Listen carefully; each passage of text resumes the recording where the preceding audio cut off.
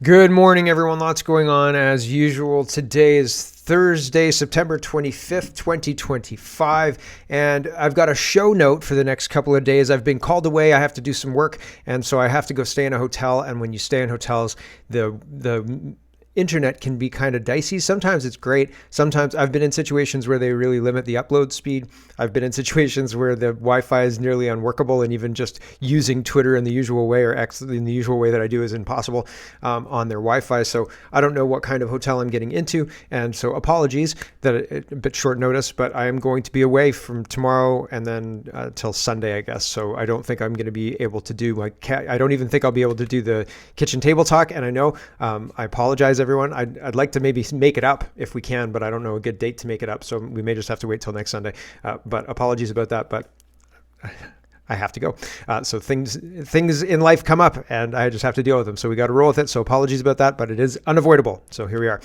U.S. government shutdown on the horizon. The Democrats are trying to bully Trump into allowing them to have NPR funding, and even the Trump administration has rehired a bunch of people that were fired under the Doge initiatives. So I find that all very, very interesting and concerning too. So what's going on there? I often wonder who's in control, and that's nothing new. I'm still wondering who's really in control. Trump says one thing, but then the opposite happens, right? Oh, we're going to have Elon Musk in here and he's going to do Doge things and we're going to save so much money, and then quietly rehires them all. Is that Trump losing control of his administration, or is that something else? And if it is, ultimately, Trump goes by Sun Tzu, the art of war, and you blame the general. That's just what it is, right? And so it's his fault one way or the other. So what's going on there? Ostrich farm update, and we'll start there. They got to stay, but I think we're being played. I think that there's more to this. I think the public outcry was so much that they couldn't ignore it. And if they killed those birds, then I think the backlash would be quite a lot. I think that there would be a huge backlash. So what are they going to do? They're going to drag this out a little ways. They're going to give it a couple of weeks. They're going to let people cool down. Poilievre still isn't going to say anything. And then they're going to go forward with their plan. I hope I'm wrong about that. I hope that the Supreme Court comes in and says, you can't kill these birds. But man, I think that the Supreme Court is as crooked as the House of Commons. And I don't have a very high opinion of the House of Commons.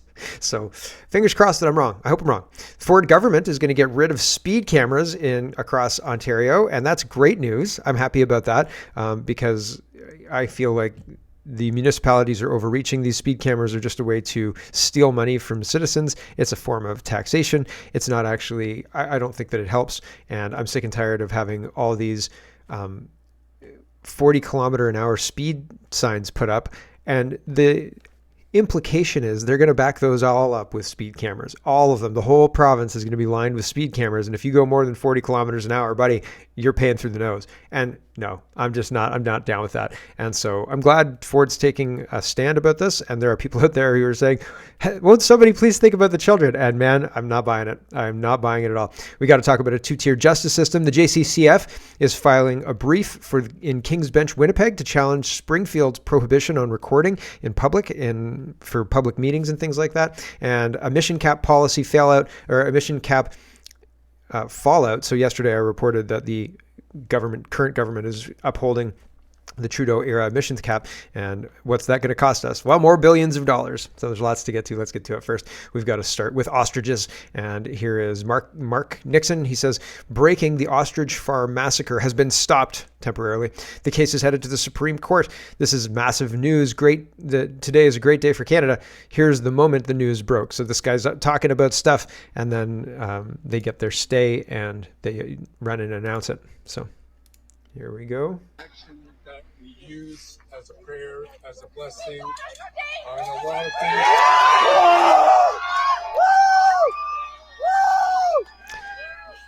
So they got it, and everybody's very excited, and I'm glad. But again, I'm glad that the ostriches aren't dead. Obviously very glad that the ostriches aren't dead. I just feel like we've been so abused by everything that's happened. The washing machine that we've been in for the last couple of years, even a win, I'm suspicious of. I'm like, they're playing us. They're playing us. They're going to come back. I feel like the judiciary, the Supreme Court, is going to stand by the CIF, the agency that's come in to kill the birds.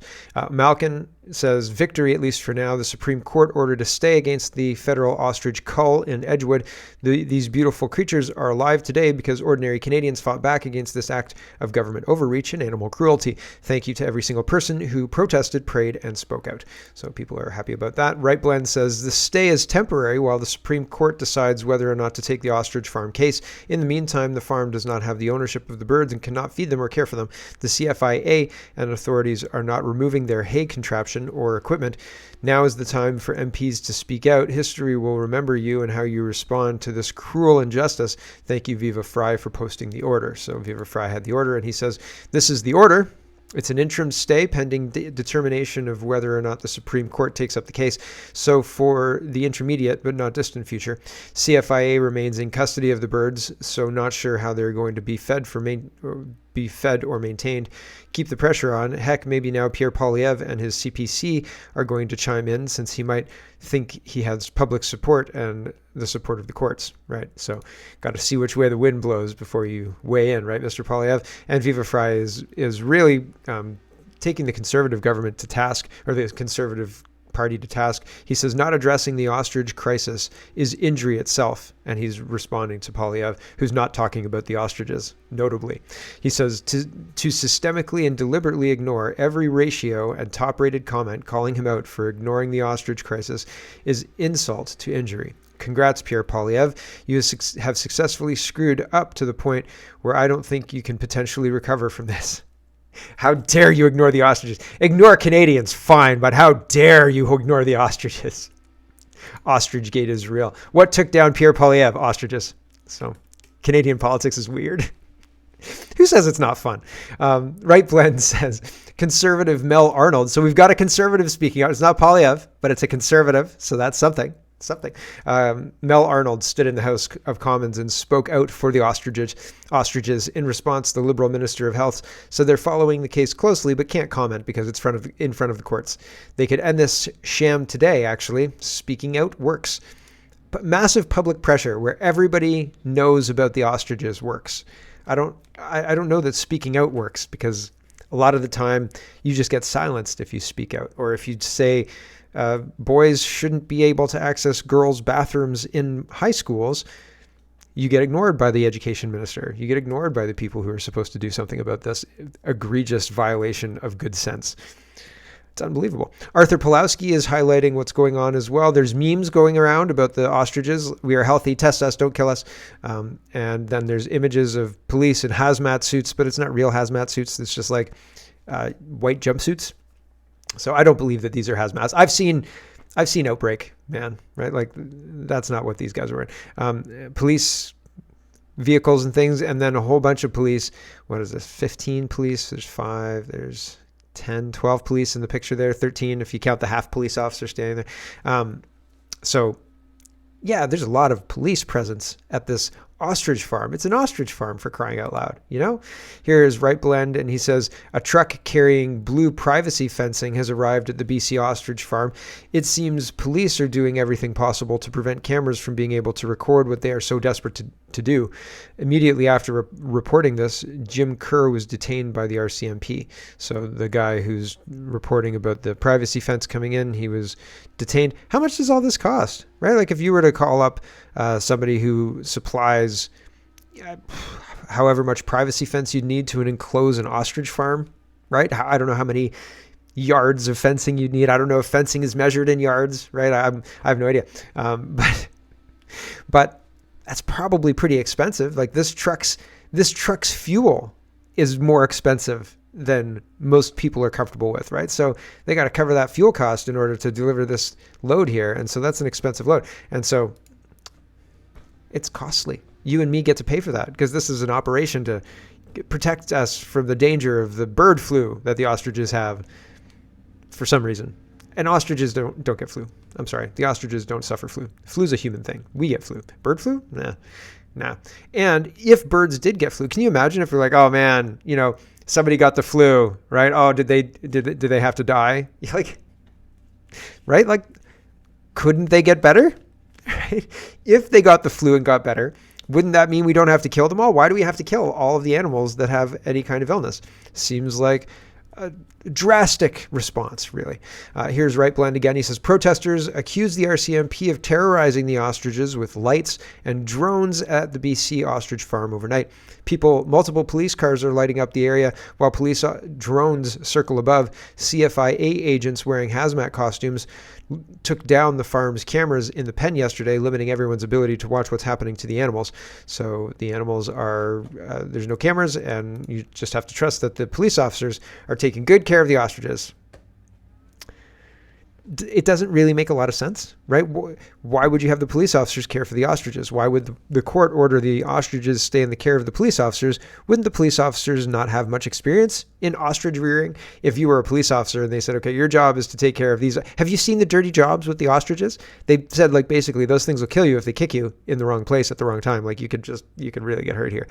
And then you have to like take a hand sock and like grab it by the beak and then put the hand hood sock over, like the sock over its head. So then you can kind of lead it around. But if you don't do that, man, it's a nightmare. And like, if we could live stream the cops trying to control these ostriches, like that might be a funny comedy show. But overall, it doesn't seem like good sense to put a bunch of police officers in charge of a bunch of ostriches and just, we'll see how it all works out. We'll see how it happens. This is the best we've got. CBC as well. I didn't even show this clip. CBC is basically saying, we don't know anything about what's gone on with these ostriches. All we know is that they were sick and they should probably die. And that's a weird position for the CBC to take unless they're a propaganda machine. And they are. That's what they are. Viva Fry says they don't know, so there's no point in doing research.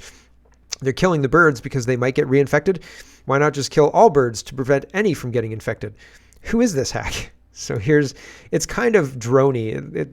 It's kind of, all of these people are kind of monotone and lack personality. Here we go. Breaks with what's called the stamping out policy or mandatory depopulation of flocks that have been infected. So this is mandatory depopulation. Where have we heard that before? I'm sure it's come up somewhere. I just can't. This is really both scientifically and legally, I think, the right thing to do to reduce the risk as much as we can. Scientifically and legally, this is exactly right where we need to be. Definitely. I see nothing wrong at all with this. Yeah, you're a leading expert in this field. You have no political agenda when it comes to analyzing science. So I want to put to you something we heard from the spokesperson for the farm, saying that these birds have been healthy for more than 200 days, that they're probably building immunity to avian flu, and therefore not only should they not be culled, but we should actually be preserving these ostriches. When you hear that, what's your reaction? Well, my reaction to that is that it's not really accurate. So in ostriches, disease severity is based on how old the birds are, and these are all older birds. Older birds tend to not get very sick when they are infected with avian flu, at least in the few experiments that have been done with this and in our observations at different ostrich outbreaks. So you can't really tell if the ostriches are sick just by looking at them.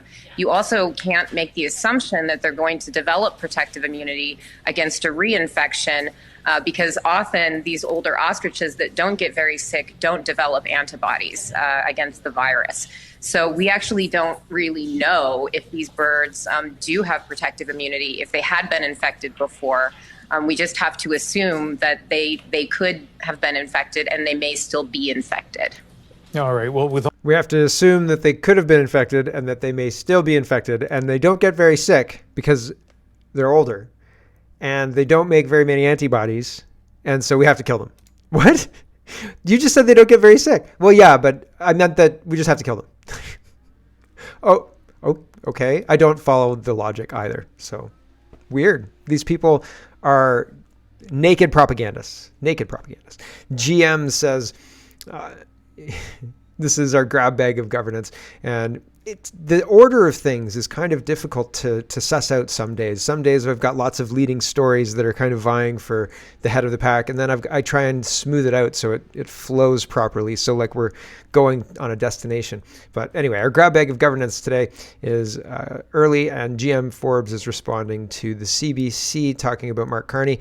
And it says Carney says he has confidence in the public safety minister after calls for his resignation. So Gary Anasangri is under fire for his gun grab, and the gun grab is like supposed to be billed as a buyback program, but even he doesn't have any kind of faith in it. And the whole reason that they're doing this is because it's very, very important to the Quebec constituents. Without the gun grab, I guess they would lose Quebec seats. So that's weird. But that's the whole job of Gary, and Gary is going to continue to push this. And Carney says full support. We're going to allow Gary to keep going. We'll see where he's going with this. Looks like they're going to continue to get that 2030 agenda checked off. And GM Forbes says Carney also said he had confidence in the Liberal cabinet that encouraged people to, or the Liberal candidate that encouraged people to kidnap a CPC candidate and turn him over to Chinese authorities in Toronto to collect a bounty. So Mark Carney's judgment is suspect at best. At best. Jeffrey Rath is talking about Alberta, and he says Danielle Smith's Attorney General refuses to say that they will not prosecute people following the end of the so-called Liberal gun amnesty, only that such prosecutions will be a low priority. Please buy a UCP membership to come to UCP Annual General Meeting 2025 and tell Danielle Smith what you think of this lack of leadership. And so they're joking in the comments, they're joking about Danielle Smith wondering why the UCP is falling in the polls, but the membership is growing, and he says this is fundamentally why. And there's an Alberta. I'm just trying to move this here. Take it out of there. Remove it from the group. There's an Alberta election coming up, and there's a new party, and I don't know what the party is, but it's called RPA, and it's got 11%, and it's sucking support from the UCP, and that's interesting. And the NDP is losing support too. The RPA is gaining support. And Peter says, imagine just how bad of an NDP leader Nenshi must be for the UCP to be losing 11% to their right, and yet the NDP are still getting clobbered. When Kenny was losing 10 to 12% to his right, Notley was leading the polls by 20%. So yeah, that's pretty interesting. And I find it very, very interesting that Danielle Smith, the last general meeting, the last UCP general meeting, Danielle Smith made a whole bunch of promises and bussed in some people, and that was uncomfortable. Like, that's a little bit weird, and people didn't talk about it very much, but it happened. Here is Doug Ford and his speed cameras, and City News is reporting the Ford government will introduce legislation on Thursday that will eliminate speed cameras in Ontario, City News has confirmed. Great.